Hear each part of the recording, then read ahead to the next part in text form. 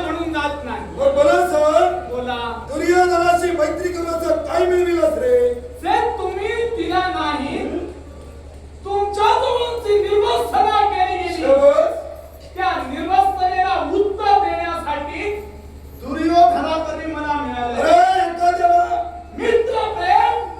आणि या मित्र प्रेमापोटी मित्रांना ज्या शस्त्रास्त्र स्पर्धेच्या ठिकाणी माझी निर्वसना करण्यात आली आणि त्याच क्षणी माझ्या मित्राला आमच्या देशाचा राज्य महाभारत करण्यात आलं आणि त्या क्षणाला तिला मित्राला शब्द पूर्ण करण्यासाठी आज इथपर्यंत हा करणं उभा आहे. एखाद्याची निर्वचना झाल्यानंतर त्याला स्वाभिमानाला काहीतरी मिळवावं. तू केलंस ते काय केलं? अरे मित्राच्या उपकाराच्या ओझ्याखाली चिरडला गेला. याचा विचार केला? याचा विचार तुम्ही करू नका. आम्ही कुठं चिरडला गेलो आणि आम्ही काय करतो या गोष्टीचा विचार आम्ही फक्त करायला समर्थ आहोत. आणि दुसरी गोष्ट, तुमच्या या हितापुढं आणि स्वतःच्या हिताही पुढं श्रेष्ठ वाटतंय ते मला फक्त मित्र प्रेम होय. आणि या मित्र प्रेमापोटी वाटतंय त्याच्या समोर वैमनस्य सगळ्याला आम्ही तयार आहोत. जाणतोय मी. अरे त्याच मित्र प्रेमापोटी हे धर्म आणि नीती पायदळी तुडविलं. अरे का स्त्रीला काहीची उपमा देताना किंवा करून कशीला पडली बरोबर बोलला. आम्ही योग्य तेच बोललो. काय चुकलं होतं आमचं? बोला. अरे ज्या पांचालीची निर्वचना तुम्ही केलं त्याच वेळी या गदाधरानं केलेली प्रतिज्ञा प्रत्येक कौरवांचा शेवट करेल.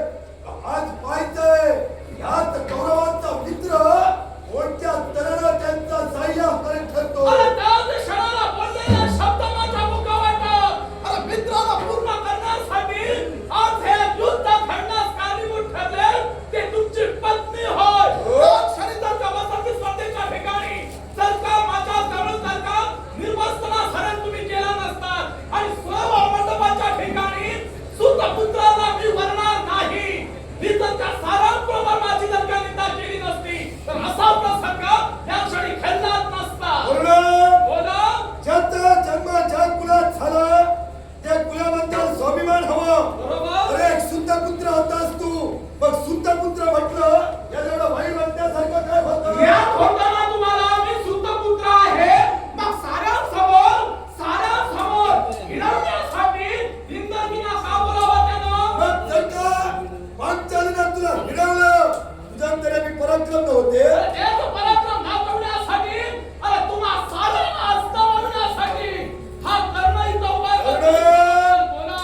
पराक्रमाचा टेंबा मिळतो. पराक्रम सिद्ध करायचे म्हणून सांगतो.